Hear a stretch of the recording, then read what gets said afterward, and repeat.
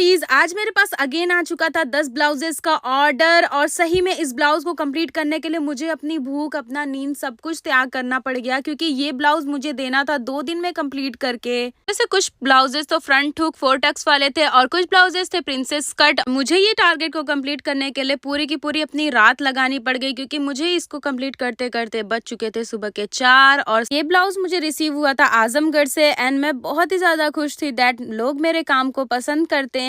They are giving me chance to grow. यार थकान तो बहुत ही ज्यादा हो रखी थी और जैसे तैसे मैंने ब्लाउजेस को कंप्लीट कर दिया था, लेकिन क्लाइंट के फेस की स्माइल शायद उस थकान के आगे बहुत छोटी पड़ जाती है और उनके सेटिस्फेक्शन तो कमाल ही कर देते हैं। क्या किसी भी स्किल को सीखने के लिए हर चीज का बेस्ट होना जरूरी है? जैसे कि हमारी सोच होती है और हम जज कर देते हैं कि अगर वो अच्छी सिलाई करता है या वो अगर ब्यूटिशियन है या कोई भी स्किल उसके पास है तो पक्का वो प्रोफेशनल चीजें यूज कर रहा होगा। हम ये सोचते हैं कि अगर वो सारी चीजें हम भी इस्तेमाल करें तो हम भी उसी पर्सन की तरह करने लग जाएंगे जैसे वो अपनी लाइफ में बहुत आगे जा रहा है। मैंने इसलिए ऐसा कहा क्योंकि मैं अपना एक्सपीरियंस किसी लेडी के साथ शेयर कर रही थी, वो भी मेकअप आर्टिस्ट के पास मेकअप कराने के बाद। शी सेड दैट उन्होंने क्या क्या प्रोडक्ट यूज किया, क्या आप उस चीज को आप बता सकते हैं? मैंने बोला हाँ बिल्कुल, एंड उनका ये रिएक्शन था दैट कि जो प्रोडक्ट वो यूज करते हैं हम भी वो यूज करके वैसे ही करने लग जाएंगे जैसे उन्होंने की। मैंने उनसे एक सवाल किया कि आप जैसे ब्लाउज मेरे यहाँ स्टिच कराते हो, मैं भी सारी चीजें आपको प्रोवाइड करती हूँ, क्या वैसी ही चीजें आप मुझे दे सकते हो? सी सेड नहीं। का मतलब ये है कि हमें हमेशा स्किल पे फोकस करना चाहिए, ना कि चीजों में कि ये नहीं है वो नहीं। अगर आप स्किल्ड रहोगे तो आप कबाड़ से भी जुगाड़ बना लोगे। मेरे लाइफ के हार्डवर्क और सिलाई के काम को देखते हुए मैंने हमेशा लोगों को पाया है दैट कि वो अच्छी ही बातें मेरे बारे में बोलते हैं एंड मुझे शाबाशी देते हैं, पर मैंने अभी तक ऐसा नहीं सुना था। शायद से आजकल कुछ अच्छे काम करना या अपने दम पे अपनी मेहनत से कुछ करना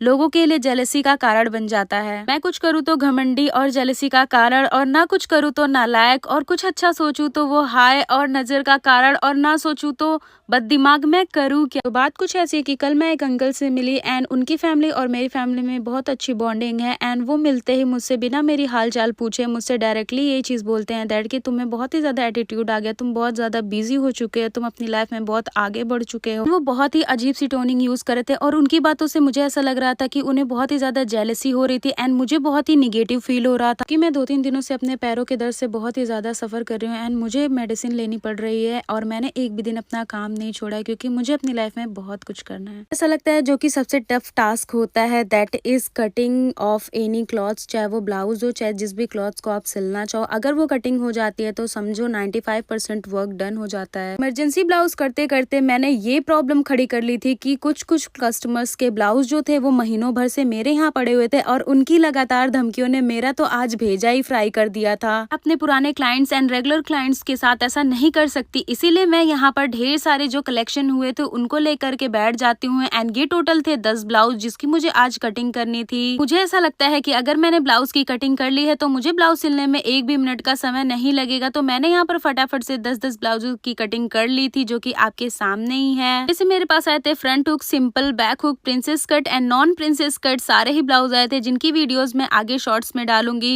आपको सिलाई करते टाइम कौन सा पार्ट सबसे ज्यादा टफ लगता है आप कमेंट्स में जरूर बताना। और अब तो सारे ब्लाउजेस की कटिंग हो ही चुकी थी तो अब बारी रही सिलाई करने की। क्या किसी भी स्किल को सीखने के लिए हर चीज का बेस्ट होना जरूरी है? जैसे कि हमारी सोच होती है और हम जज कर देते हैं कि अगर वो अच्छी सिलाई करता है या वो अगर ब्यूटिशियन है या कोई भी स्किल उसके पास है तो पक्का वो प्रोफेशनल चीजें यूज कर रहा होगा। हम ये सोचते हैं कि अगर वो सारी चीजें हम भी इस्तेमाल करें तो हम भी उसी पर्सन की तरह करने लग जाएंगे जैसे वो अपनी लाइफ में बहुत आगे जा रहा है। मैंने इसलिए ऐसा कहा क्योंकि मैं अपना एक्सपीरियंस किसी लेडी